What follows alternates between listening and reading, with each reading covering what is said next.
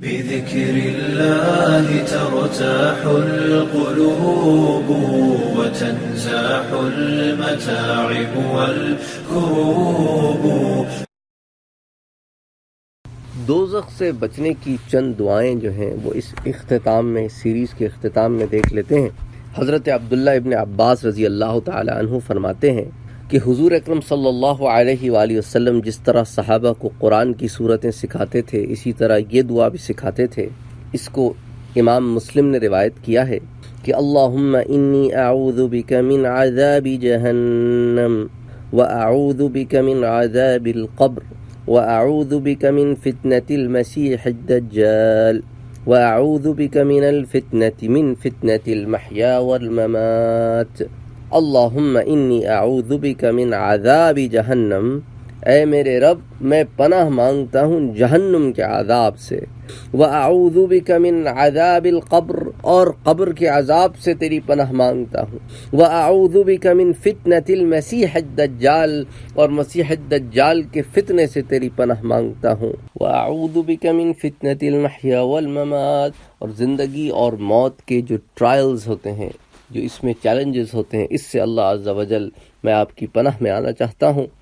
تو یہ جو ہے دعا اللہ عز و جل کے پیغمبر صلی اللہ علیہ وآلہ وسلم نے ایک دعا تو یہ سکھائی کہ اللہم انی اعوذ بک من عذاب جہنم واعوذ بک من عذاب القبر واعوذ بک من فتنة المسیح الدجال واعوذ بک من فتنة المحیا والممات.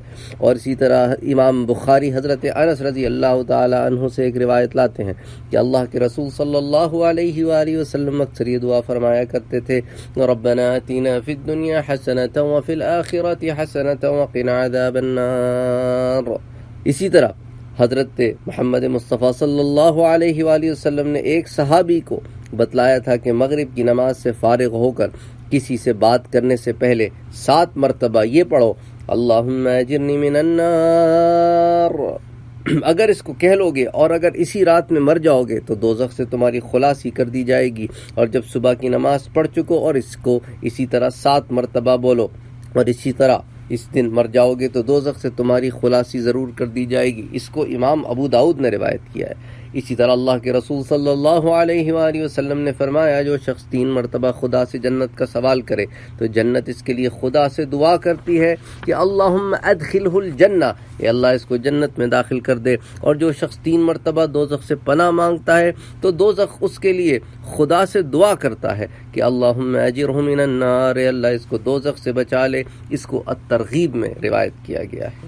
اللہ عز و جل ہم سب کو یہ توفیق عطا فرمائے کہ ہم اپنے اپنے اعمال ٹھیک کریں، اپنے اپنے اعمال کو ٹھیک کریں، اور اللہ عز و جل ہمیں توفیق عطا فرمائے کہ ہم وہ عمل کریں جو اس کی بارگاہ میں قبول ہو، اور وہ ان کو قبول فرمائے اور ہمیں اپنی رحمت سے جنت میں داخل فرمائے بغیر حساب کتاب کے، اور ہمیں جنت الفردوس میں داخل فرمائے، اور حضور اکرم صلی اللہ علیہ وآلہ وسلم کے حوض کوثر ہمیں مستفید ہونے کی توفیق عطا فرمائے. اللہ اپنا دیدار نصیب فرمائے، حضور صلی اللہ علیہ وآلہ وسلم کی معیت نصیب فرمائے.